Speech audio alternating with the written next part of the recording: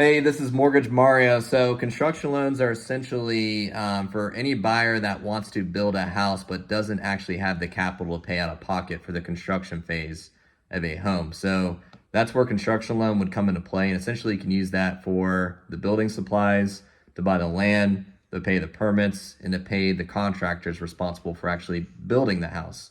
So essentially you're going to pay interest only on the money that you're borrowing. You're going to typically borrow it in draws because there's going to be different phases of construction in order to complete the construction, and it's going to be based off prime. And prime is the gold standard of bank rates that goes by the Fed rate. So typically prime is about 3% above the Fed rate at the time. So it can be a variable rate, and you are paying interest. One thing to be aware of, you'll never get that money back where you're paying interest on. It's essentially how the lender will make money off of being able to make this construction phase occur.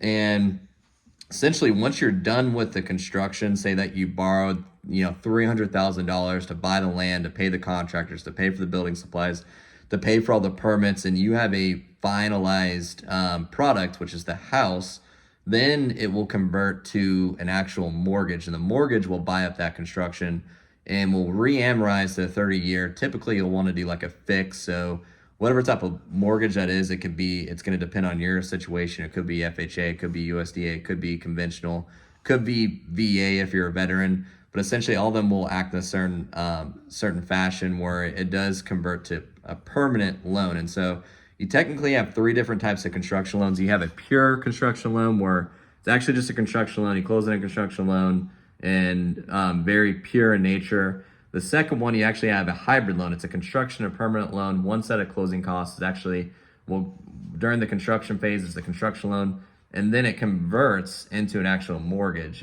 Typically, that's going to be on conventional. You would need about 5% down. VA, it actually could be zero. USDA could be zero down.